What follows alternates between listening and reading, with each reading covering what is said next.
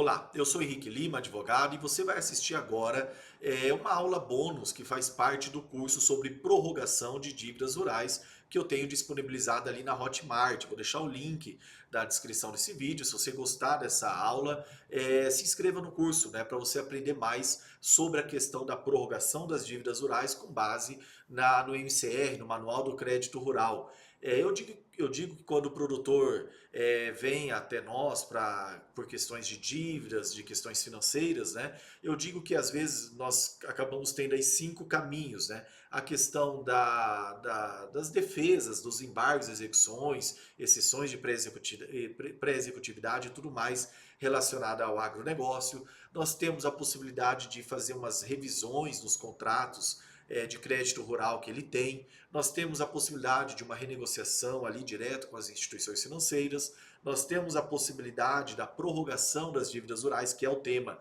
do curso, e a questão da própria recuperação judicial em si para o produtor rural. Então ele tem esses caminhos para a gente buscar para ele, e nesse curso eu falo sobre a questão da prorrogação das dívidas rurais e tem essa aula bônus aí sobre a questão da recuperação judicial, porque eu digo que dependendo do grau de endividamento do produtor rural, o caminho melhor para ele é de fato uma recuperação judicial, dependendo do fluxo de caixa e também do tipo de garantia. Eu explico ali na aula, ali é um bate-papo sobre isso, tá bom? Então, se você gostar desse assunto, se inscreve no curso e eu tenho certeza que você vai se sentir preparado para atender produtores rurais aí que te procurarem com essa necessidade. Feito? Muito obrigado e te vejo lá no curso, hein? Vamos agora para a nossa aula, que na verdade foi uma reunião com um grupo de advogados para abordar esse tema, tá? Quem fala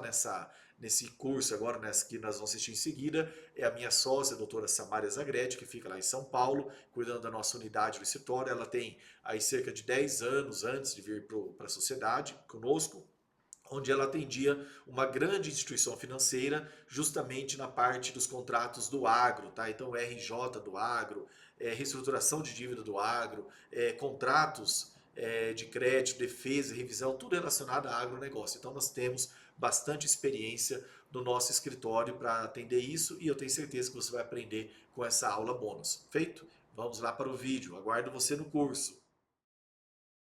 Hoje, o tema, tá? Eu vou compartilhar a tela. Tá aparecendo aí para vocês? Tá meio lento aqui para mim? Tá sim, tá aparecendo. Deixa eu vou tentar colocar no modo de apresentação, e se não der, eu volto.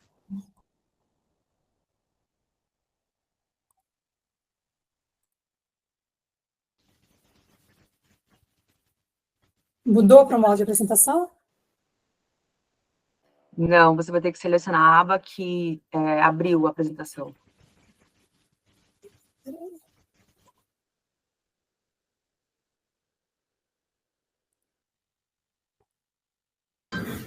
Acho que bem abaixo está escrito ecrã.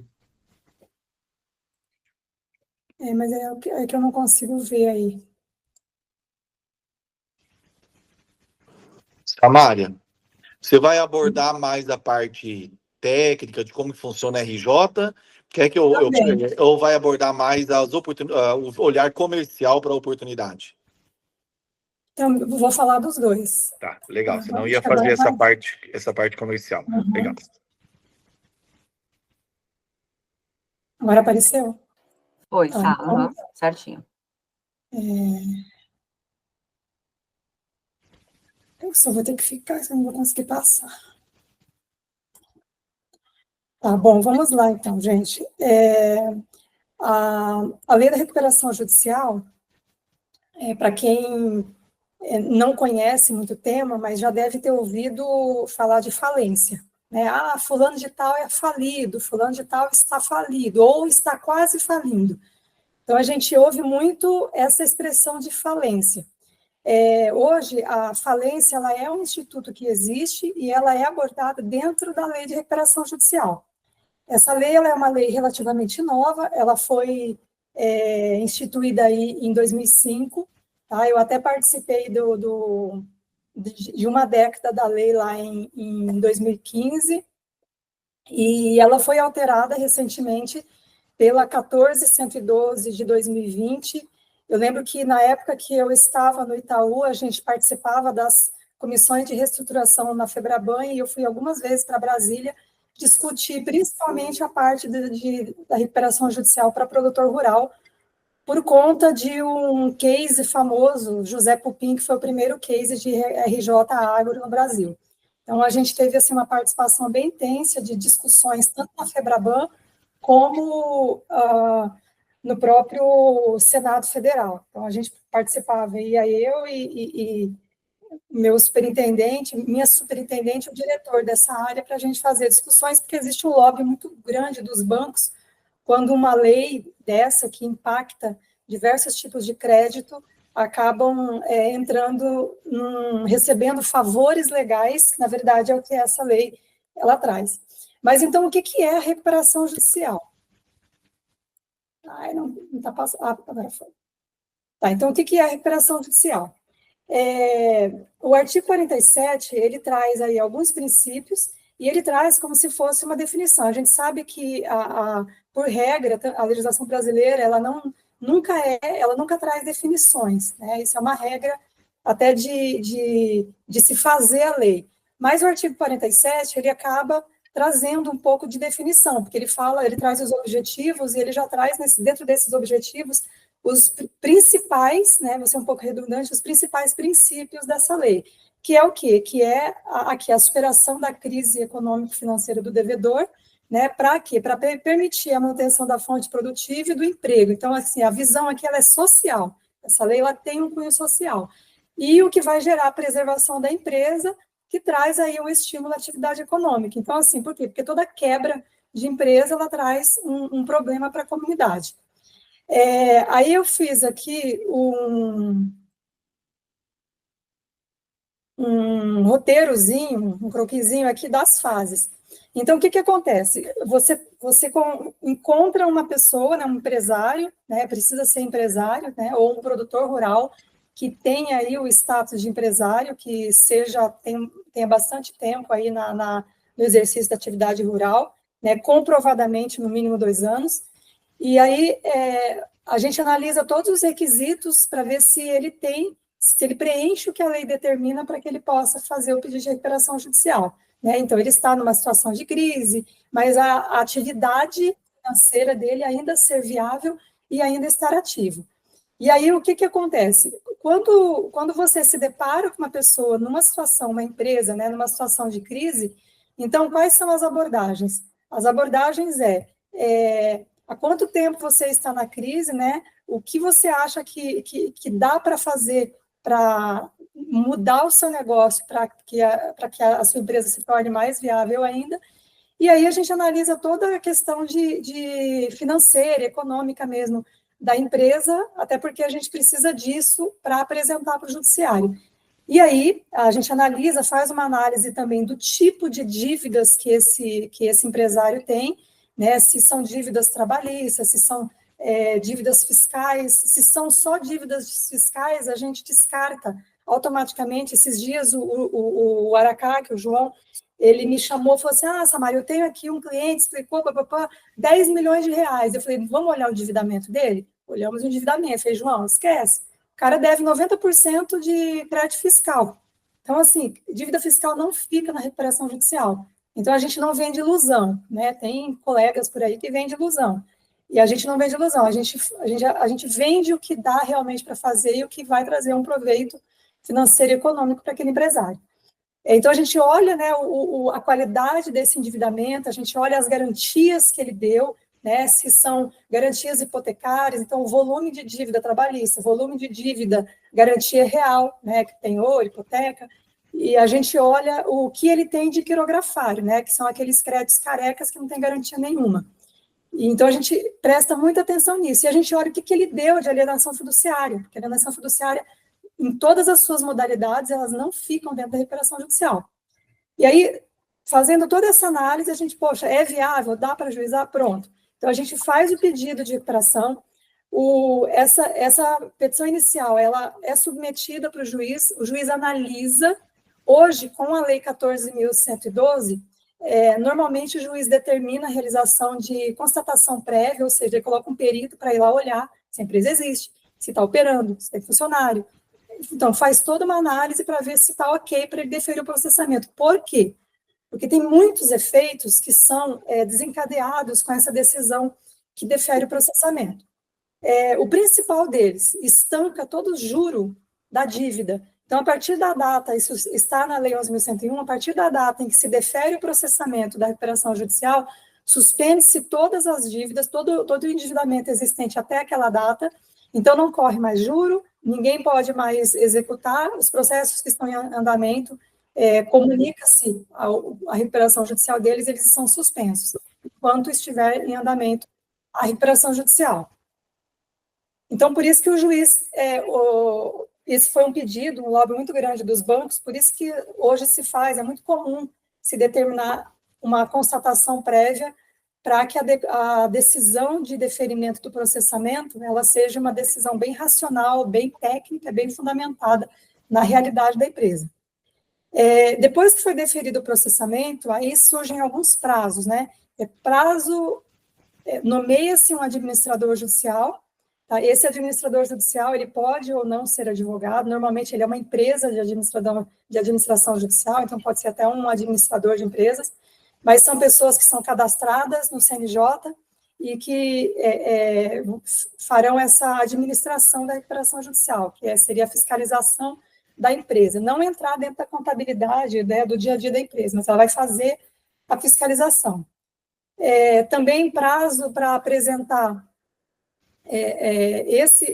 voltando, o administrador, ele pega a lista de créditos que eu, devedor, apontei, e ele manda uma correspondência para todos os credores, para dizer, tua dívida está lá dentro daquela RJ, vê se esse é o valor mesmo, se tiver ok, eu vou fazer uma outra lista. E aí, então, esse prazo, que é o prazo para a apresentação de divergências de crédito, e aí, também, automaticamente, com esse prazo, já surge também, a partir da data em que se defere o processamento, um prazo para apresentar o plano de recuperação judicial. Por que eu estou falando isso? Para vocês entenderem um esqueminha aqui. Então, a juíza da recuperação judicial, o judiciário defere o processamento, apresenta-se o plano, delibera-se o plano em assembleia, que pode ser a assembleia única, mas ela pode ser dividida em quantos momentos precisarem fazê-lo. Eu já tive caso aqui em São Paulo que eu participei de 4 assembleias para conseguir fechar um plano. Depois aprova-se o plano, se o plano é aprovado, vai cumprir o plano. Se ele for rejeitado, decreta-se a falência, né? O judiciário decreta a falência. Então, aprovou o plano. Se esse plano é cumprido, ok, maravilha, encerra a recuperação judicial, no prazo, o judiciário fica aí fiscalizando um período de 2 anos obrigatórios, depois encerra o processo de recuperação judicial, e se o plano for descumprido, também é decretada a falência, tá? Então, isso só para vocês entenderem. Então, a gente volta àquela situação de falência. Então, eu achei que a falência não existia mais. Não, a falência existe. Inclusive, pode-se até fazer um pedido de falência. Essa possibilidade ainda não acabou, tá? Mas o que é mais comum hoje é a utilização do pedido de recuperação judicial. E aí, só para a gente dar um pano de fundo aqui, quais são os requisitos básicos para se entrar com recuperação judicial?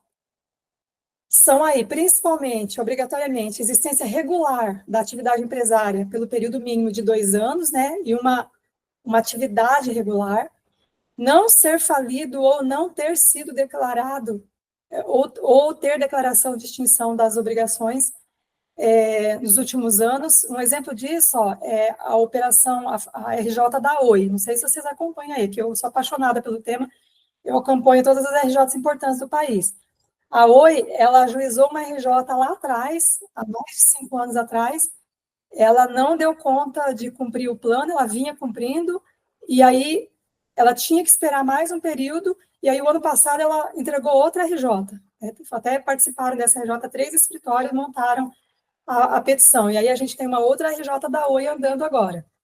tá? Porque um volume, né, de endividamento muito alto, muito complexo, mas, assim, teve que se observar um prazo para distribuir um novo pedido de recuperação judicial, tá? Que são 5 anos no mínimo. E o importante aqui é não ter sido condenado por crimes falimentares, tá? Aqui eu falei condenados por crimes que impeçam a administração ou presentes na Lei 11.101. Então, normalmente são crimes falimentares ou crimes societários, tá? Que estejam previstos lá na lei das SAs. Com relação à legitimidade, eu já até falei, tá?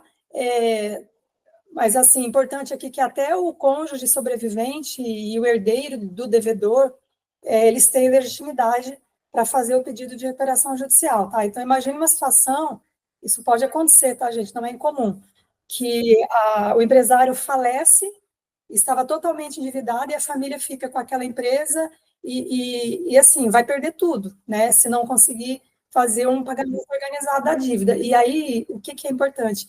Recuperação judicial é justamente isso, é fazer uma proposta de pagamento organizado da dívida. Assim, resumindo, tudo que está na lei, nos mais de 150 artigos que estão na lei, é isso, no final do dia. E aí, a inovação que aconteceu aí em 2020, né, que começou a celeuma jurídica desde 2015, foi aí a possibilidade do produtor rural, pessoa física, também participar da recuperação judicial. Então, o parágrafo 2º do artigo 48, ele fala, né, tratando-se de atividade rural por pessoa jurídica, admite-se a comprovação do prazo por esses documentos, né? Declaração de informações econômicas fiscais. Gente, só um pouquinho, que eu estou esperando a mulher que vai limpar aqui, tá?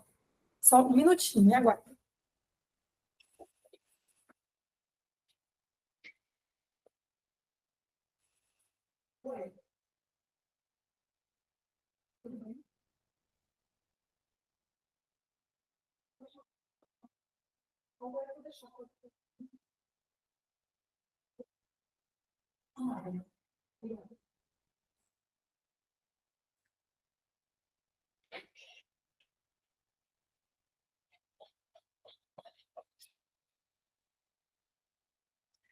Desculpem, obrigada, pessoal. Vocês estão me ouvindo?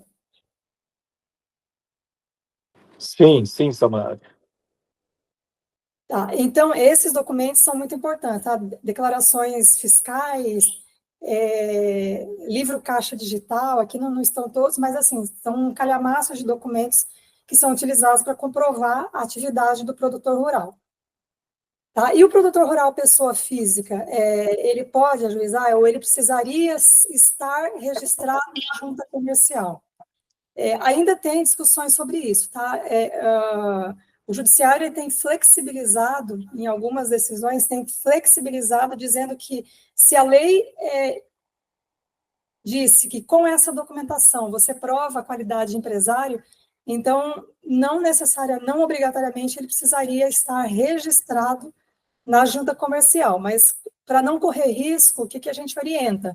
Se é um produtor rural, pessoa física, é importante fazer o registro de uma ME, sabe? Ter um CNPJ para evitar essa falta de requisito e ter que emendar a petição inicial para trazer esse documento.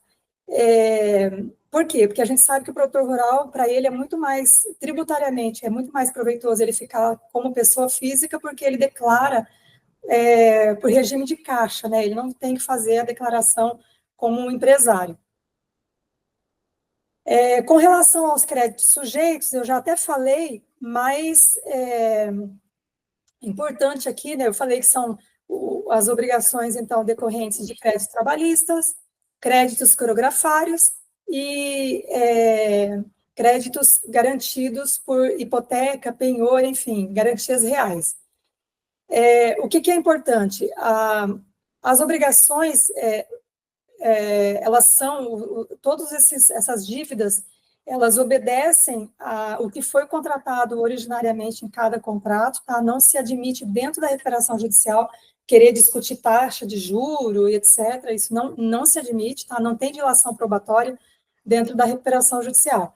mas o que vai acontecer é estancar os juros, e só de você não ter mais juros correndo já é um efeito muito importante da recuperação judicial para o devedor.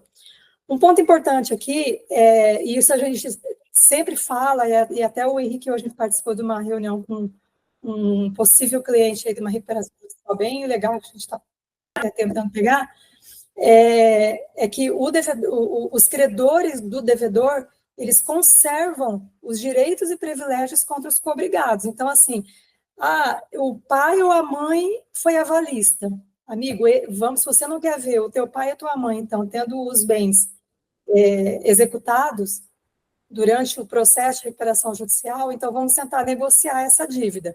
Por quê? Porque nem sempre a gente consegue aprovar o plano de recuperação com a novação atingindo também os devedores solidários e coobrigados. Tá? Então, esse é um ponto bem importante, e a gente faz essa ressalva, porque principalmente quando um familiar, um sogro, né, enfim, é o avalista, isso pode ser um conflito na família.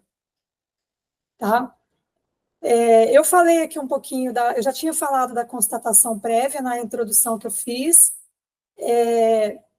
Aqui está só a fundamentação legal, vejam que é um dispositivo novo que veio com a alteração lá da 1412, tá? Mas, resumindo aí, o juiz nomear um profissional da confiança dele para ir lá fazer essa verificação em loco mesmo, ver se a empresa realmente está numa situação de crise. E aí, esse profissional, ele vai, sim, analisar livros, ele pode analisar tudo, tá? Inclusive a importância, né? Esse é o obstáculo. Quando eu oriento o cliente, não fica com medo da constatação. A sua empresa, ela é importante para a sua região, ela é importante para o seu município, então a gente pedir a recuperação judicial para manter viva a sua empresa, a gente está fazendo isso porque a gente quer manter empregos. Então, isso a gente, né, nesse processo de constatação prévia, dá para fazer, para conduzir também o cliente. E aí, qual que é o importante aqui, então? Os efeitos da recuperação, além dos efeitos óbvios, que é a redução da dívida, né? Que é o que todo mundo quer e é o que nós, advogados, queremos, que a gente ganha dinheiro em cima disso, né? Aqui de casa, a gente pode falar, né? Estamos em família, o que a gente quer é isso. Mas, assim, os efeitos mais importantes. Suspensão do curso da prescrição, suspensão de todas as execuções ajuizadas contra o devedor, tá? Inclusive daquelas dos credores particulares do sócio solidário, tá? Desde que ele esteja figurando como devedor, suspende tudo. E proibição de qualquer forma de retenção, né? Arresto, penhora, sequestro, busca e apreensão, etc. Aqui, pessoal, aqui está falando das obrigações que se sujeita à recuperação judicial. Qual que é um ponto importante aqui? E que poderia ser objeto de pergunta. Mas e as garantias daquelas obrigações que não se sujeitam à recuperação judicial, né? E, com certeza alguém levantaria a mão e falaria assim, mas e no caso de alienação fiduciária, né? Que eu já tinha dito que não se sujeita à recuperação judicial, o que vai acontecer? A gente utiliza, por analogia, esse inciso 3º do artigo 6º. Por quê?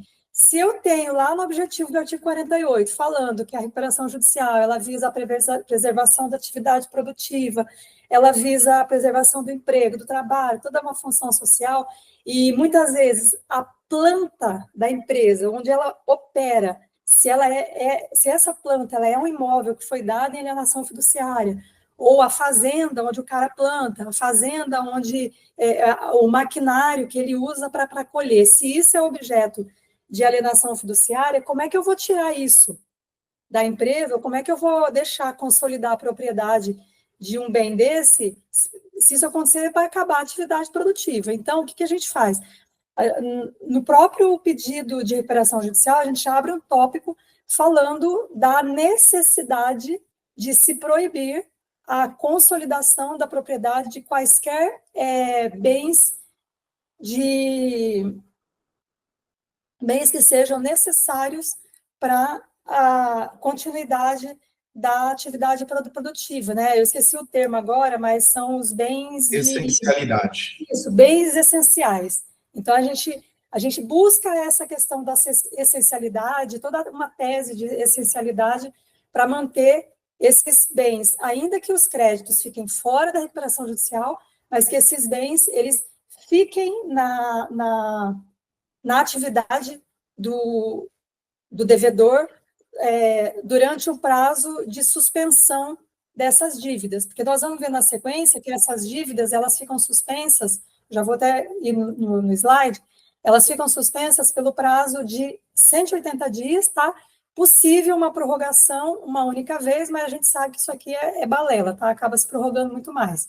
Tá? No dia a dia, né, no frigir dos ovos, o juiz vendo a necessidade, ele acaba prorrogando mais que uma vez, tá? Mas assim, pelo menos pelo período de 1 ano, está garantido que não poderá ser consolidada a propriedade de qualquer bem móvel ou imóvel que seja essencial para a atividade produtiva, tá? Esse prazo de suspensão, gente, ele é muito importante, tá? E a gente, quando a gente está fazendo a conta com o cliente dos ganhos que ele pode ter com a recuperação judicial, nós já jogamos isso na calculadora, porque assim, você tem 1 ano, né? 180 mais 180, no mínimo, 1 ano sem pagar juro nenhum, tá? Sem pagar parcela nenhuma, né? Sem ter correção alguma, e para você poder negociar com os seus credores. E aí a gente vai brigando que, enquanto não aprovar o plano, a gente vai fazendo a solicitação de prorrogação, que é o que a gente chama de stay period, tá? Aqui na recuperação judicial tem muitos termos em inglês, por quê? É um ponto, uma curiosidade interessante aqui, que não é aquelas curiosidade apenas besteira. A lei da recuperação judicial, ela foi inspirada na legislação americana, no Chapter 11 da legislação falimentar americana. Tá? Então, assim, vários dispositivos, quando você pega a doutrina, o Paulo Furtado, que é um juiz assim, que escreve muito bem sobre recuperação judicial, o próprio Marcelo Sacramone, que deixou de ser juiz agora virou advogado e está assim, rachando em ganhar dinheiro com recuperação judicial, eles usam muitos termos em inglês em tudo que eles escrevem. Por quê? Porque a nossa legislação ela é praticamente uma cópia do Chapter 11 da legislação americana. Tá? Só para fazer um pitaco daquele jeito meu lá. Eu estava ouvindo um podcast do Samerage, e ele estava falando que procuram muito ele para oferecer serviço, produto, tal. Daí ele bateu no papo lá com o convidado e falou, ó, eu tenho alguns critérios. Se falar mais de 3 termos em inglês numa reunião, eu posso gostar o que for, eu já descarto o cara. Imagina. Interessante. Aqui, gente, prosseguindo, se alguém tiver alguma dúvida, pode chamar, tá? Fazer igual o Henrique, eu não estou vendo vocês. Aqui, esse ponto é o ponto mais importante, tá? Aqui é a coluna dorsal do que vai ser a vida, né? A vida da empresa, a vida da família nos próximos 8, 10 anos, tá? Então, o artigo 53, ele fala, né, que o plano será apresentado no prazo improrrogável de 60 dias da decisão que autoriza, né, o processamento da recuperação judicial. E esse prazo é improrrogável mesmo, tá, gente? Não tem o que fazer. Tanto que quando a gente pega uma recuperação judicial, você já contrata contador, economista, administrador junto, né, porque há uma multidisciplinariedade de profissionais trabalhando para montar esse plano, para que no prazo de 2 meses você realmente consiga levar um plano para submeter a apreciação dos credores. E aí você vai falar assim, tá, mas e se nesses 2 meses a coisa for complexa ou acontecer muita coisa, você não conseguir fazer algo que seja o que você realmente quer apresentar? Então, o que normalmente acontece na prática? Você apresenta um plano e depois você apresenta um aditivo a esse plano, em que você pode mudar tudo, tá? Eu participei de uma RJ lá em Vespasiano, Minas, uma empresa muito grande da área de calcário, a ICAL, que eles apresentaram 6 aditivos. Eram, assim, um grupo econômico de 12 empresas, né, um endividamento de quase 2 bi, e eles apresentaram 6 aditivos, mas o primeiro foi apresentado, quando você olhava o primeiro e o último, você viu que o primeiro não tinha nada a ver, porque o plano acabou sendo discutido com os credores. Esse ponto é muito importante, tá? Por quê? No plano de recuperação judicial, você faz a discriminação pormenorizada dos meios que você vai utilizar para que a empresa se recupere. Você vai demonstrar, principalmente, a viabilidade econômica dessa empresa e você vai trazer os subsídios, né? Quanto que é o valor do patrimônio dessa empresa, enfim, para você falar para o seu credor, olha, eu tenho como pagar, eu só preciso de tempo e eu preciso de desconto. Esse desconto é o que a gente chama de haircut, tá? Falei que tinha muito termo em inglês. Então, o haircut, esse desconto, ele vai variar de acordo com a necessidade da empresa. Pasme, mas eu já vi plano de recuperação judicial ser aprovado com desconto de 90%, ou seja, o cara pagou 10% da dívida em 7 anos, nesse caso que eu lembro. Tá? Poxa, mas não pagou nada. Às vezes, esse 10% é apenas isso que ele consegue pagar, de forma parcelada. Tá? Então, assim, mas como que conseguiu aprovar um plano desse?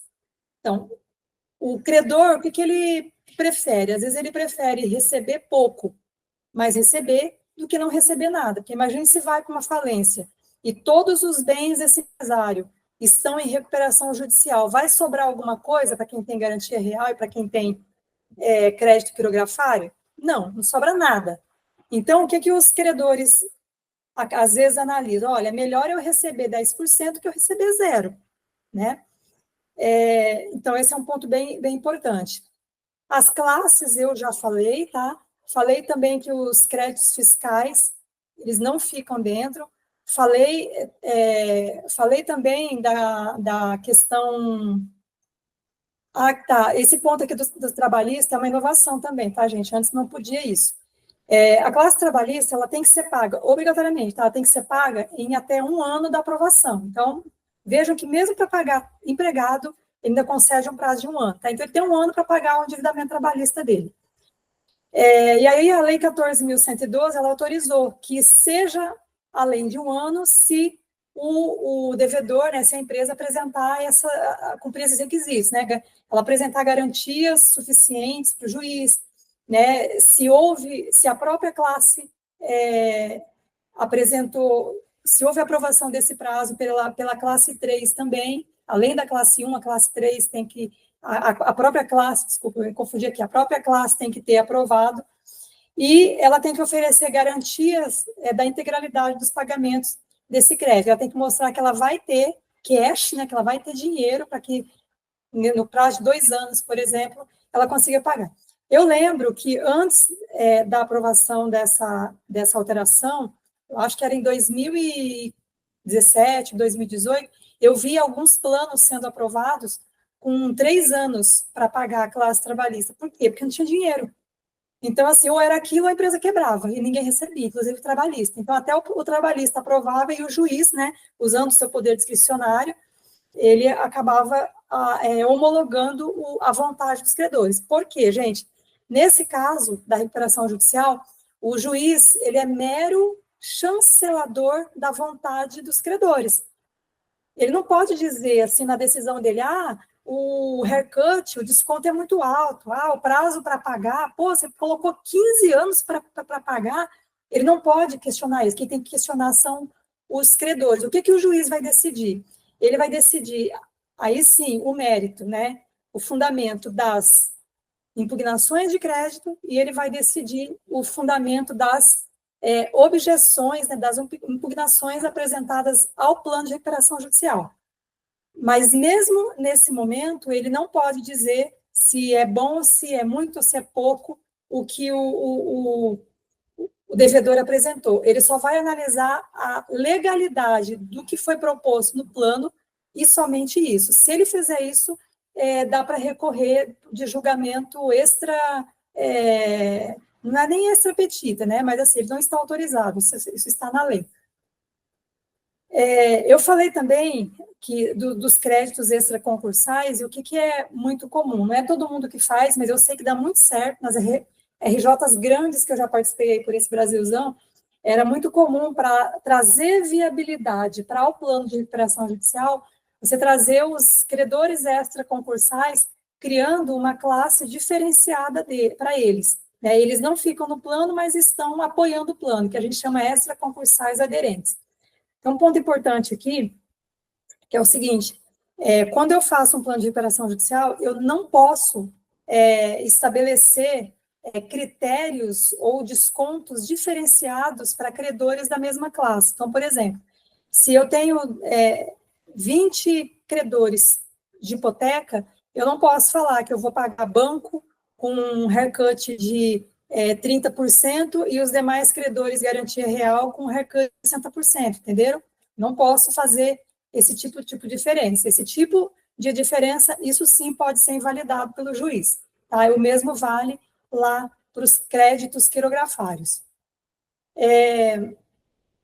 Ponto importante aqui que eu já disse, qualquer credor poderá manifestar ao juiz sua objeção ao plano. Então, o prazo para que as objeções ao plano sejam apresentadas, elas são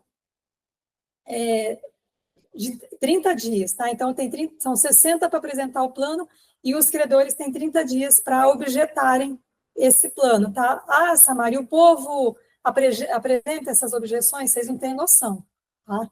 Às vezes vira um trabalho bem volumoso, principalmente para o administrador judicial, que ele tem que olhar tudo, tá? E para o juiz também. Então, você pega uma RJ que tem 300 credores com garantia real, gente, normalmente são 300 objeções que vai ter que olhar.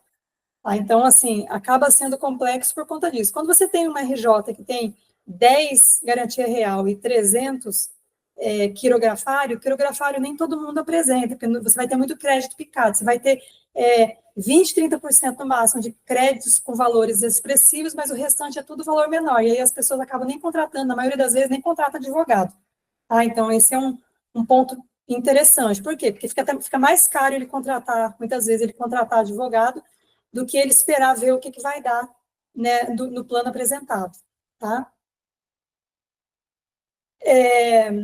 E aí, se esse plano levou para aprovação, se esse plano for aprovado, então o que o juiz faz? Ele homologa o plano apresentado pelos credores, né, se foi aprovado, e aí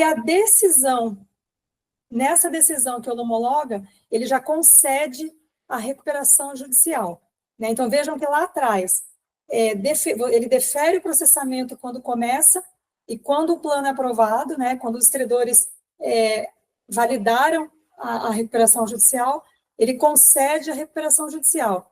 E aí, ponto importantíssimo aqui, eu já estou finalizando, para eu ir para um próximo ponto da minha exposição. Os efeitos, gente, dessa concessão da recuperação judicial, tá? Quando ele defere, aí, ele concede.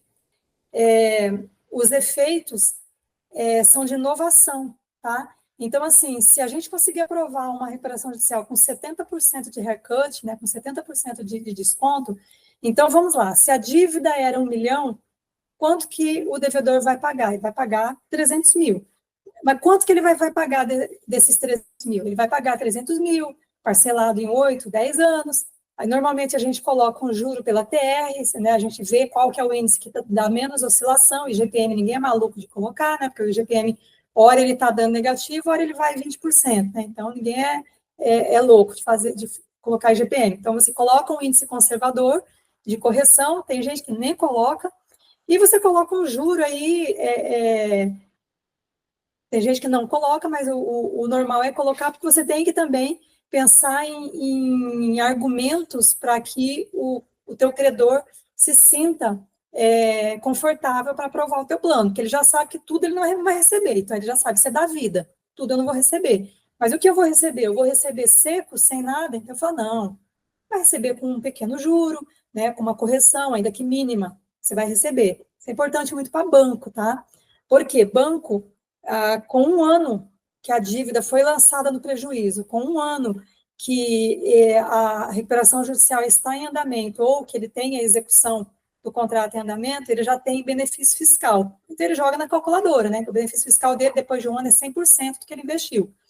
Então, se ele já tem benefício fiscal, do 1 milhão, ele vai receber 300 mil ainda com pequeno juro e correção, ele vai aprovar, entendeu? Então, é isso que a gente faz, né?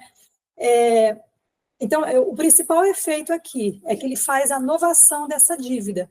E aí, a gente sempre tenta que essa inovação ela alcance os devedores solidários. É mais difícil, tá? Mas a gente busca, às vezes, bem negociado, você consegue. Que ela inove também, né, que vire uma inovação total, né? Total, a gente chama uma inovação plena, tá? E aí, o que vale, o título executivo agora deixa de ser a CCB, né? Deixa de ser o contrato, a cédula de crédito bancário, deixa de ser o cheque, deixa de ser a confissão de dívida, enfim, deixa de ser as duplicatas que forem emitidas. O título executivo daquele credor agora é o plano de recuperação com a decisão que homologou esse plano. Então, se houver o descumprimento do plano, o que ele vai fazer? Ele vai ter que entrar com uma ação cujo o título executivo é a própria decisão que aprovou a recuperação judicial e o plano, e ele vai pedir a execução daquele valor aprovado, e não do valor originário, porque esse foi novado, tá? E a novação de dívidas na recuperação judicial, ela não tem volta, tá? Ela é definitiva. Cabe recurso? Cabe. Cabe recurso de apelação da decisão que aprovou a recuperação judicial, tá? E lá atrás, contra a decisão que deferiu o processamento, cabe a agravo de instrumento, tá? Então, é isso, gente. Agora, o que eu faço com tudo isso? Deixa eu interromper agora, que acabou a apresentação. O que eu faço com tudo isso para... Deixa eu voltar com vocês aqui. O que eu faço com todas essas informações para um devedor, para uma empresa, para um empresário que eu conheço, que esteja numa situação de crise? Assim, a abordagem, ela tem que ser uma abordagem assim, muito inteligente, ela não pode ser uma abordagem assim, de uma venda muito... Como que eu falo? É uma venda muito... Me fugiu o nome agora, mas assim, eu tenho que fazer uma abordagem tentando primeiro entender o endividamento do empresário, né? Eu tenho que demonstrar para ele que nem tudo está perdido, tá? Que existe na lei uma forma dele conseguir pagar essas dívidas, não no judiciário, porque ele não vai pagar para juiz, ele não vai pagar em processo, ele vai pagar para o próprio credor dele, que tem como ele pagar essa dívida com desconto elevado, tá? Dificilmente você vai ver um plano sendo aprovado com 30% de desconto.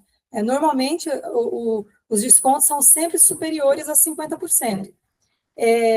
Ele vai ter prazo para pagar, porque eu não coloquei aí, mas no plano de recuperação, o que a gente coloca normalmente? A gente coloca, além do desconto, né, além do haircut, além do parcelamento, além do juro quase nada e da correção a menor que tiver, a gente ainda coloca um prazo de carência, tá?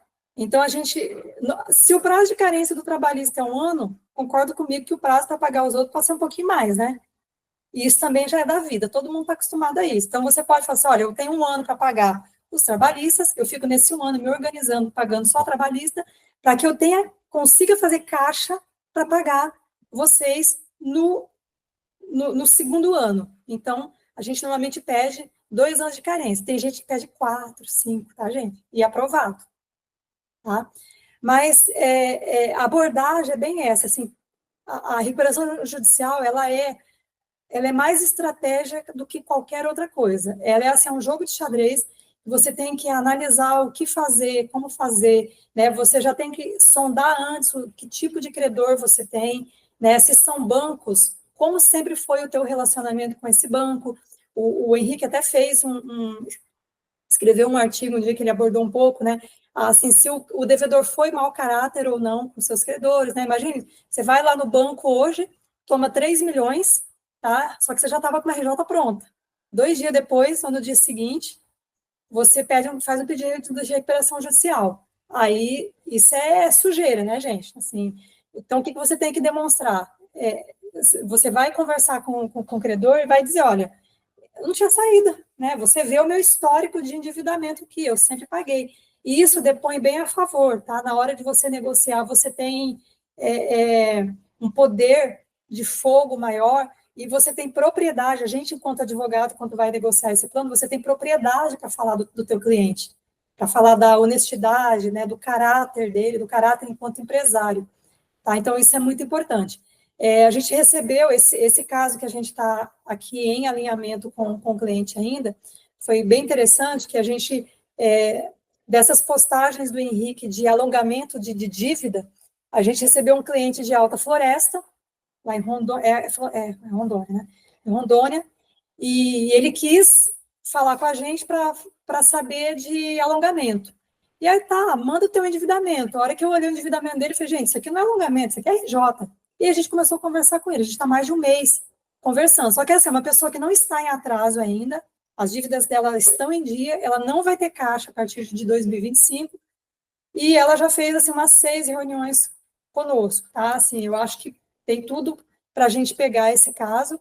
É um cliente que não está quebrado, pelo contrário, é um cliente que, se a gente conseguir, não precisa nem ser um desconto tão agressivo e nem prazos tão absurdos, ele vai conseguir pagar tranquilo a dívida dele. E é um cliente que é uma empresa importante lá em Alta Floresta, na cidade em que ele está.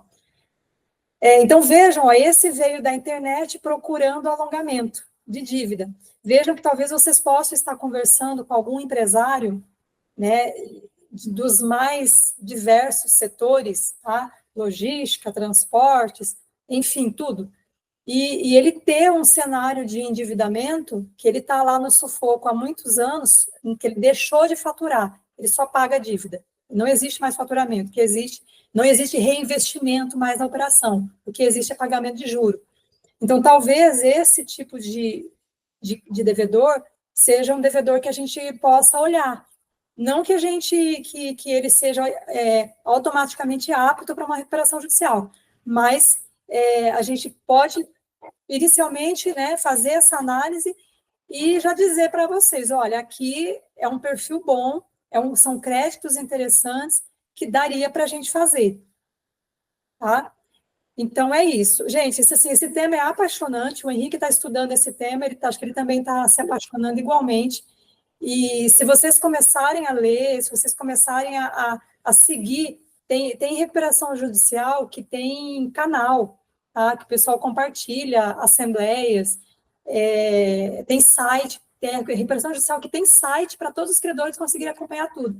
É fantástico. Eu entro em sites de algumas RJs direto para ver o que está acontecendo, porque é um mundo muito interessante, tá? E assim, é um viés que, assim, se a gente começa a pegar e vira referência para determinado nicho, isso aqui é uma mina de ganhar dinheiro, tá? Tem escritórios que faziam outras coisas e quando começa a pegar a recuperação judicial, assim, as entradas são absurdamente interessantes, que eles acabam deixando de fazer outras coisas. Obviamente que a gente não faria isso, né? Que aqui a gente só quer acrescentar, jamais perder áreas, mas, assim, só para vocês terem noção da rentabilidade que tem isso aqui, né? Tanto que o Marcelo Sacramone, que é um dos juízes e maiores escritores aqui do país em relação ao tema, ele largou a magistratura, largou a primeira vara de falência, de recuperação judicial e falência aqui em São Paulo para se dedicar à advocacia.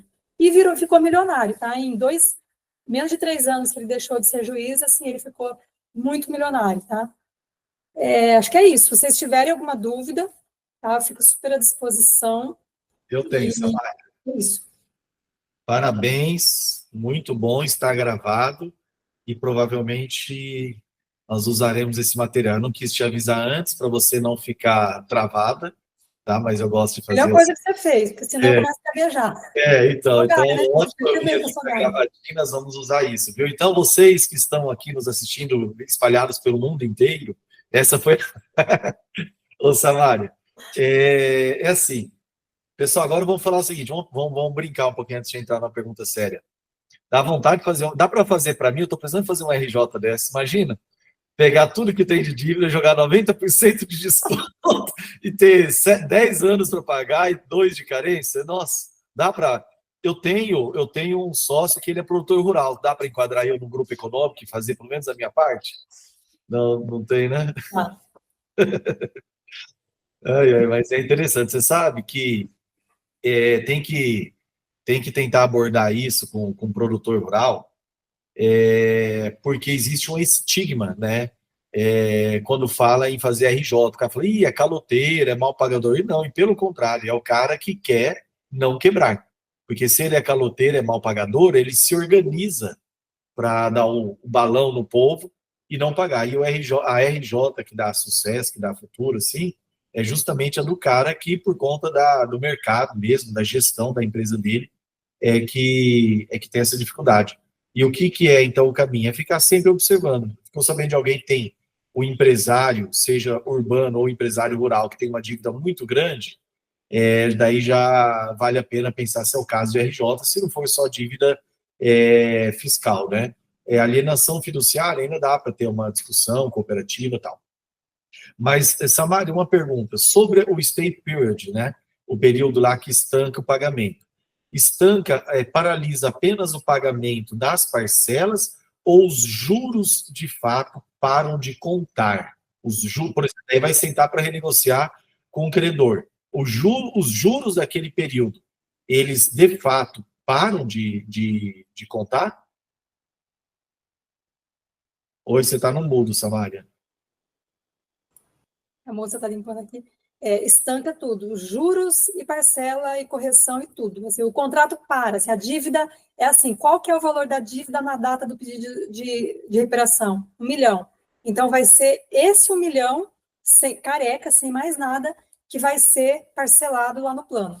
Não fala careca, fala magro, fala outra coisa. Não, né? tá bom. Essa dívida magra, seca, pronto, melhor.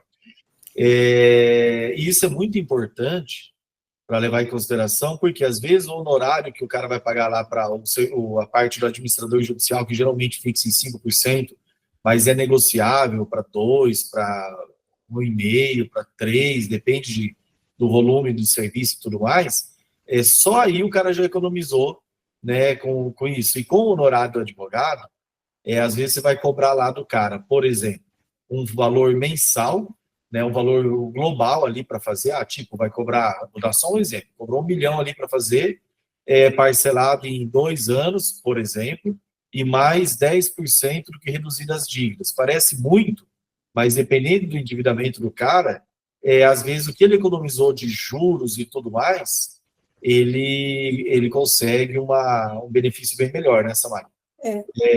Eu tenho uma outra aqui que eu anotei, uma delas era do stay period. A outra, quero perguntar para você. Tá. Na RJ, você colocou que não dá para discutir taxa de juros e fazer revisão. Mas isso não impede o produtor, né, de fazer uma ação concomitante, né, uma ação paralela discutindo isso.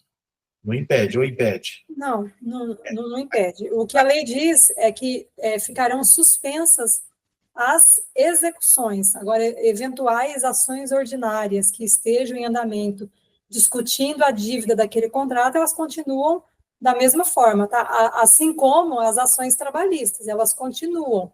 Somente a execução do crédito trabalhista que vai ficar suspenso até a aprovação do plano. Isso. A questão é que, na prática, não faz muito sentido, porque numa revisão, às vezes você vai conseguir baixar, sei lá, 20% da dívida, 15%, e vai demorar anos aquela discussão, né, Samara, de mérito. E o juro correndo, né? Juro correndo, sendo que, ainda que seja uma paralela à RJ, sendo que na RJ você vai conseguir aí, bem comum conseguir acima de 70% de desconto, então é muito mais viável partir para a RJ independente de taxas de contrato. Mas não impede de fazer se o cara quiser, né? Impede, verdade. O Bava levantou a mão também, né? Uma outra pergunta que eu vou fazer para você, eu sei a resposta, é pergunta retórica, mas que é aquela pergunta do cliente lá. O medo de como que o administrador judicial vai entrar e vai tocar a empresa dele. Com todos que a gente conversa, essa é a pergunta. Porque, assim, quando você fala em administrador judicial, ele já vai pensar que vai sentar um bonequinho, né, um carinha lá do administrador judicial e vai ficar olhando tudo que entra, tudo que sai, se ele está recolhendo imposto, tudo certinho, blá, blá, blá. Não é isso. O administrador, a empresa, isso está na lei também, assim, a RJ, assim, ela é muito quadradinha. Tudo que acontece está escrito na lei. Não tem nada que vai acontecer que não está na lei. A lei diz que, a partir do momento em que deferiu o processamento, nomeou o administrador judicial, a empresa ela tem que mensalmente enviar para o administrador judicial as informações contábeis da empresa. Então, assim, você joga na contabilidade, precisa ser jogado na contabilidade, a gestão da empresa é sua, né? Você vai mostrar, né, contabilmente o teu volume de negócio, todo o teu operacional, o teu fluxo de caixa. Você vai mandar para o administrador judicial e ele vai, aí a Jota, ele tem a obrigação legal de apresentar mensalmente no processo para o juiz a análise dele sobre os números apresentados pela empresa. Tá? Então, não vai ter ninguém da empresa, do administrador judicial, dentro da empresa. Quem continua fazendo a gestão exclusiva é a família, né, os proprietários da empresa.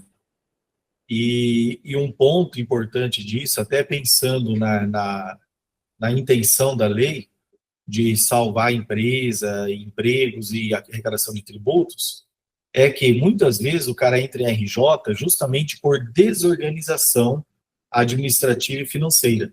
E quando ele tem a obrigação de gerar relatórios e tem uma certa profissionalização, geralmente ele faz o quê? Ele contrata um profissional exclusivo para gerar esses relatórios, para ficar cuidando disso, para ajudar. Se ele já não tem, ele precisa ter. E ali, talvez só do empresário começar a ver os gargalos, os ralos ali que ele tem de dinheiro desperdiçado e tudo mais, ele começa a tocar o negócio dele de uma forma diferente e ajuda ele a sair do buraco. Nessa área. Isso é uma coisa que ajuda também.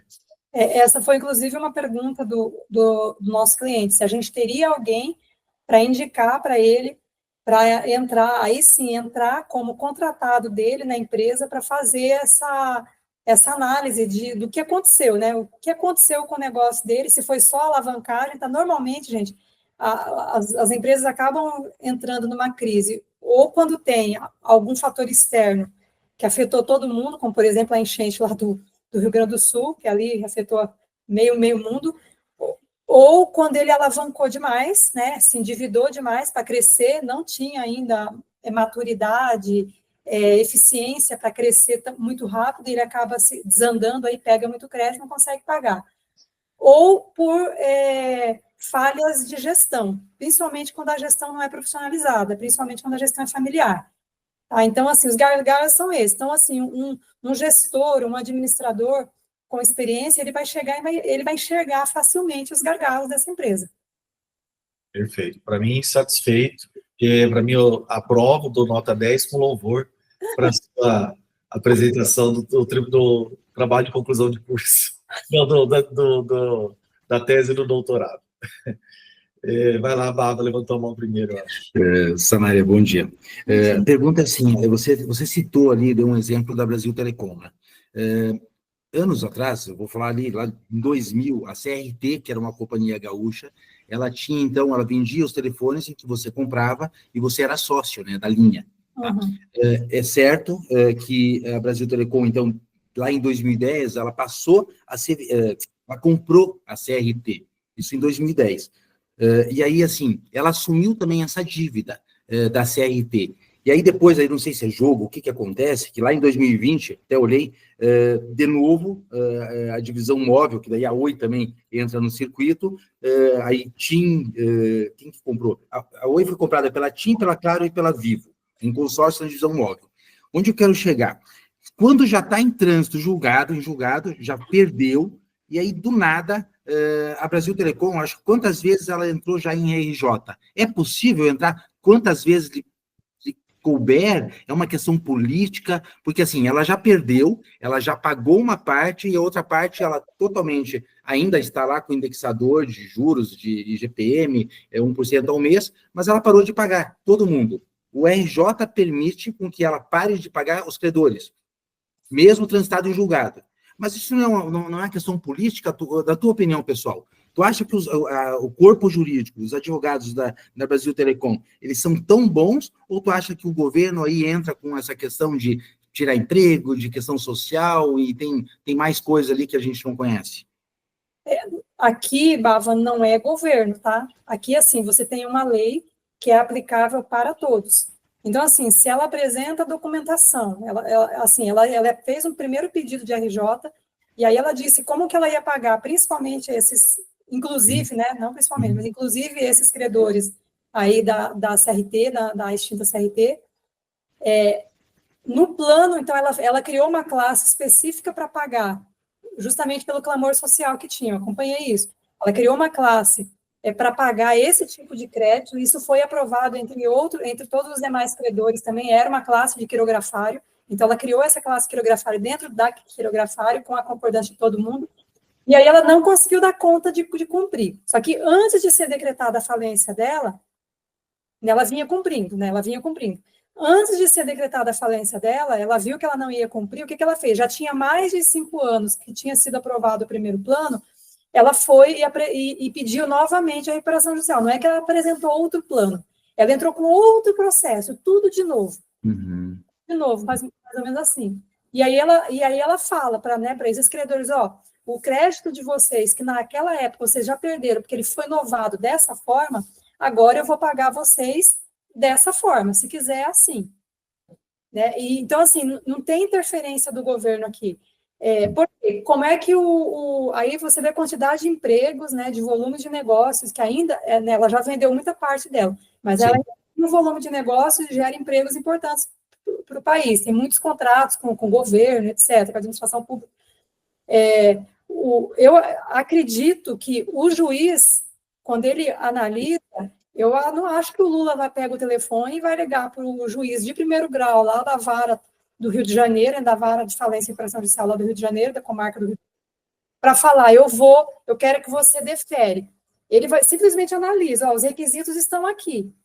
Está apto, é apto ou inapto? Está apto para seguir a RJ. Quem vai decidir? E o pulo do gato aqui, o que é interessante, que aí você vai ver que não tem a ingerência de poder público ou poder econômico, é que quem aprova são os credores.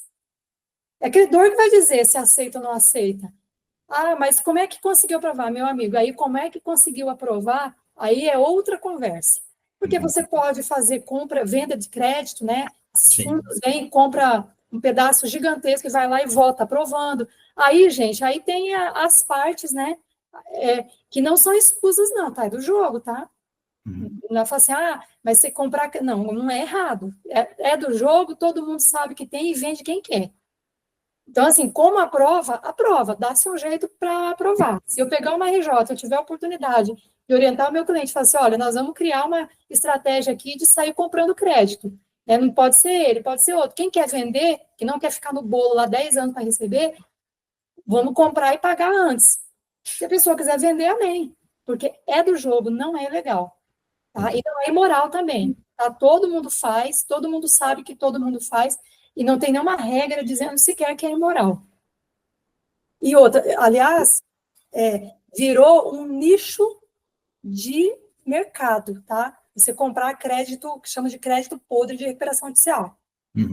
É um nicho de mercado. Hoje você tem Jive, Black Partners, um monte de fundo aí que hoje está basicamente vivendo disso. Legal. A Fernanda, né? Oi, Samária, bom dia. Você falou que os juros eles interrompem, né, a partir do momento da entrada. E se esse plano não for aprovado, volta na estaca zero ou fica suspenso?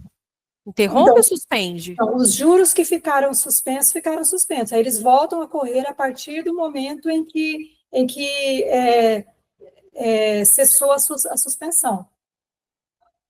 Tá? Porque você tem esse benefício de suspender. Se não aprovou, aí o devedor não pode ser penalizado por esse período que o processo ficou entrando. Tá, é isso que eu queria saber. Daí volta a correr a partir de então. A partir justamente, a partir de então. E não que vai contar tudo para trás o que ficou parado.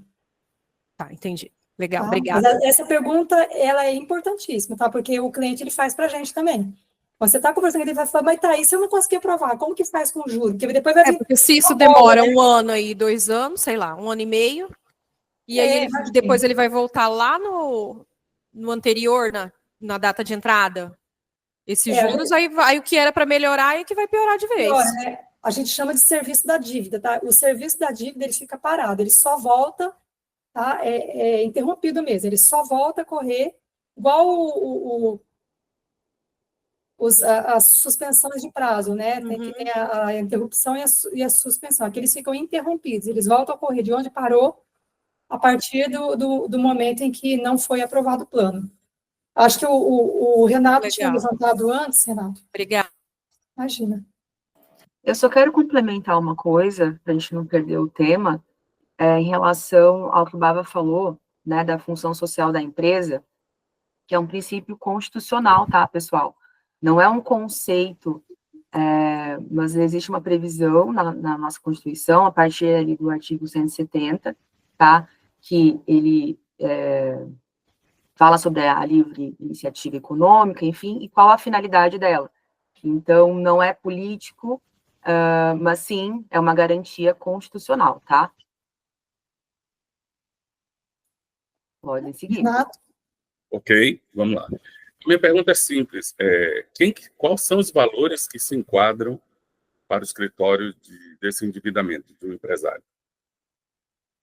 Não entendi a tua pergunta. São os créditos que ficam dentro da recuperação judicial ou o que o escritório ganha com isso? Não. Quais são esses empresários, valores que podemos enquadrar dentro desse trabalho? A partir de quando? O empresário tem que estar... Quando que se torna viável para nós? Isso. Ah, tá. Então, assim, um endividamento de 5 milhões já é um endividamento legal, tá? Um endividamento, assim, aqui em São Paulo, eu lembro que em 2014, quando eu comecei a mexer com isso, há 10 anos atrás, tinha RJ de 2 milhões. Tá? Pô, assim, para a realidade dele, 2 milhões é uma dívida que ele não vai conseguir pagar nunca, ele vai perder toda a empresa dele. Então, a gente pega também. Qual que é o trabalho disso? O mesmo trabalho que dá para fazer uma RJ de 1 bi é o que dá para fazer uma RJ de 2 milhões. Mas, assim, é receita, entendeu? Se a gente pegar uma RJ desse valor, isso gera receita para o escritório. Porque uma RJ menor, você vai ter menos credores, então o trabalho também vai ser melhor. Então, uma RJ de 2 milhões, quanto que o escritório vai cobrar? A gente tem que cobrar, obviamente, proporcional àquela dívida, mas às vezes justifica, tá? Então, assim, tem que olhar o que ele deve e quais as garantias que ele deu para ver se faz sentido mesmo. E se ele vai ter condições de arcar com a RJ, tá? Porque eu até não comentei, a RJ não tem um custo barato, tá, gente? Igual o Henrique falou, já tem 5%, né, até 5%, que é a nossa administradora judicial. Tem custos de processo. Se ele perder a impugnação de crédito, ele vai ter sucumbência nas impugnações de crédito. A objeção ao plano e as divergências não tem sucumbência, mas, né, se ele... E ele tem os honorários do escritório também. Então, sim, a gente tem que dizer, é caro. Então, para 2 milhões, você vai ter bolsa para pagar isso? Se ele tiver bolso, dá para fazer. E falando sobre impugnação de crédito, pessoal, o que é isso? Imagina, o cara chega para nós, né, a gente chega e fala, devo 5 milhões. Vamos colocar assim, acima de 5 já é viável para o escritório para atender. 5 milhões, daí você vai ver quantos credores ele tem. Às vezes ele tem 4 credores, isso não é muito bom, tá? Dependendo do caso. Agora, se ele tiver 30 credores, é melhor, porque você tem mais chance de aprovar aquilo ali, porque quando um credor tem muito poder na mão dele, ele pode endurecer e dar desconto. Então, às vezes, com mais credores, assim, de 100 mil, de 300 mil, de 400 mil, seja melhor. E onde que gera a impugnação? Às vezes, nós vamos lá e colocamos que a dívida com aquele cara é 190 mil. E ele fala, negativo, meu crédito é 270. Daí isso aí vira uma impugnação. Daí vai debater ali. E se ele ganhar que a dívida dele é maior, daí a gente tem que pagar uma sucumbência. Hoje não, o cliente, né? Paga uma discussão disso. Então são coisas do debate ali que faz parte. Por isso que fala que a RJ é trabalhosa, que quando você entra e apresenta ali o quadro geral de credores, vem gente... Bom dia para pedir da pólice, né? Ô, Bava, você está com o microfone ligado. Você pega e tem um monte de gente ali discutindo se está certo ou não aquele valor. Nessa área. Esse é um dos exemplos. Aqui, para evitar, né, que o cliente tenha sucumbência, a gente tem que ser bem esperto. Porque, assim, quem apresenta a primeira lista somos nós, o advogado do devedor.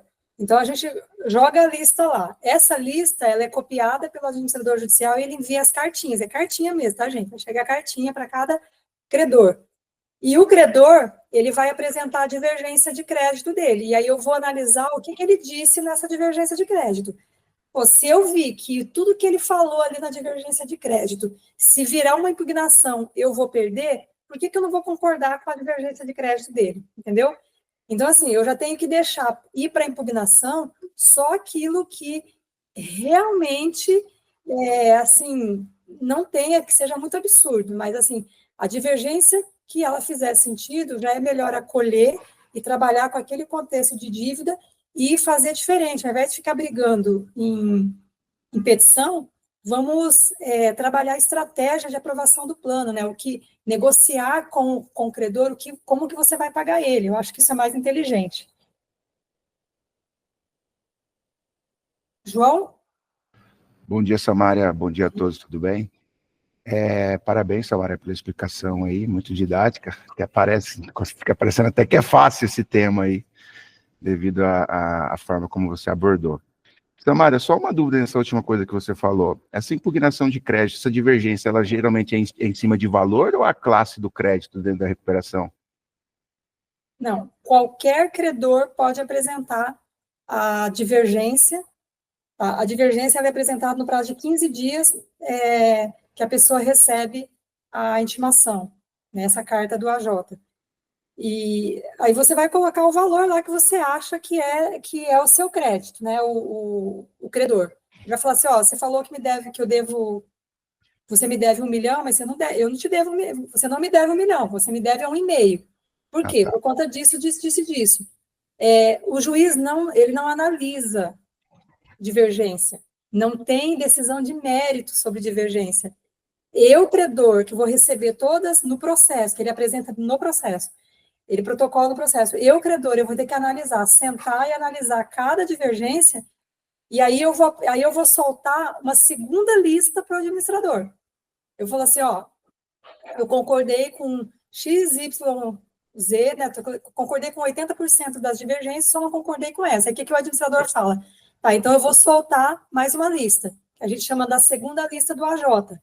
Aí, dessa segunda lista do AJ, que tem 15 dias para apresentação de impugnação de crédito. Aí, sim, ela gera sucumbência para os dois lados. Eu lembro que quando eu estava em banco, a hora que vinha a segunda lista do AJ, eu já ficava com 10 tipos de medo também de impugnar, né? Porque quem impugnou vai chamar a sucumbência para aqui. Se eu perder, então tinha situações lá, era 20 milhões. Cara, se eu perder aqui, eu estou brigando, o valor da causa não é só o valor da diferença, o valor da causa é o valor do contrato.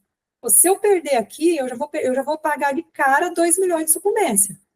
Né? O cara já vai pedir 70%, 80% de deságio. Eu já estou correndo o risco de pagar 2 milhões de sucumbência. Será que não é melhor eu concordar com isso aqui e eu negociar o plano? Então, todo mundo pensa isso, porque ninguém quer pagar sucumbência. Tá? Para nós, advogados, que de repente estamos defendendo um dos lados, seja bom que faça a impugnação, porque vai gerar um direito de honorário de sucumbência para nós, mas para quem são os personagens desse negócio mesmo, 10 tipos de medo, porque a conta pode ficar alta, tá? Pode ficar altíssima. Entendi. Outra coisa, o marco legal das garantias lá que mudou a modificação da execução da hipoteca, ela mudou também a forma como a hipoteca é enquadrada dentro da, não? Graças a Deus. Esse era um pedido dos bancos, tá, gente? Aí, assim, e a Febraban lutou para isso, né? Eu conversei outro dia com uma pessoa que trabalhou arduamente aí, o pessoal lá da ABCIP, e eles disseram que os bancos trabalharam demais. E aí o que eles conseguiram foi equiparar para fins de execução, né, de execução da garantia, a hipoteca ao mesmo procedimento de discussão da alienação fiduciária, mas ela continua sendo uma garantia real sujeita à recuperação judicial. Por isso, assim, que os bancos não estão voltando a fazer, porque fica dentro da RJ do mesmo jeito. Perfeito. E, turma, para vocês entenderem o que é essa questão que o João Augusto citou, às vezes não está no dia a dia falar da questão de garantia, A hipoteca sempre foi um jeito ali, quando você faz um contrato de financiamento, você dá em garantia, por exemplo, uma chácara, uma fazenda, alguma coisa. E se o devedor não paga, o credor tem que entrar com uma ação na justiça, brigar ali, pedir, né, para receber aquela garantia e tal.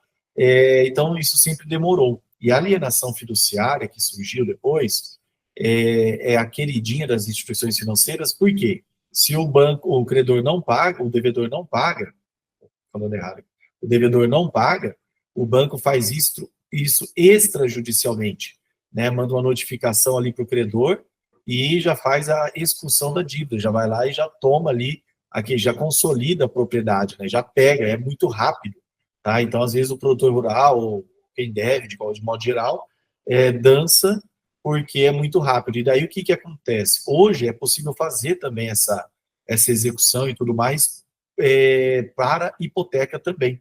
Então, não só para execução, mas não só para alienação fiduciária, mas também para hipoteca, o cara tem que tomar cuidado com isso, né? Porque ele pode perder da noite para o dia um imóvel. Isso vale muito aí para a questão urbana aí também de casa e tudo mais.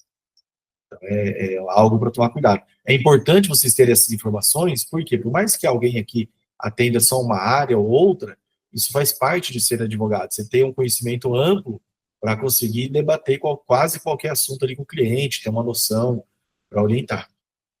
E esse ponto que o Henrique abordou, né, e o João do Marco Legal das Garantias, que equiparou para fins de execução a hipoteca, a alienação fiduciária, isso é importante porque às vezes você aborda um cliente que está num contexto de endividamento, ele fala assim, não, mas meu endividamento não tem problema nenhum, porque é tudo hipoteca, o banco que se quiser que vai me executar no fórum. Eles falam, normalmente eles falam, o banco que se quiser que vai me executar no fórum, lá eu demoro 2, 3 anos para pagar, o processo vai demorar 2, 3 anos e eu faço um acordo lá na frente. Então, hoje eu já falo assim, alto lá, cuidado, porque se o banco quiser, ele não é obrigado, é uma opção, tá? Se ele quiser, ao invés de ele te executar no judiciário, ele simplesmente consolida o imóvel na propriedade dele, ele te notifica via cartório, você tem 15 dias para pagar, que o prazo é o mesmo, e se você não pagou, ele consolida aquela propriedade, ele faz a execução administrativa do bem. Então, assim, nem sempre o fato de ter um endividamento só de recuperação judicial Nossa, a gente saiu uma decisão agora que fiquei até emocionada. Henrique acabou de sair do Vitoretti. Caramba, ganhamos, graças a Deus. Acho que o Henrique nem ouviu, mas beleza. Gente, então é isso. Então, assim, tem que tomar cuidado, né? Qualquer Ouvi tipo sim, eu tô aqui. é perigosa, você viu? Ouvi sim. Cara, que sensacional, ganhamos o dia. Muito bom. Mas é isso. Mais alguma pergunta?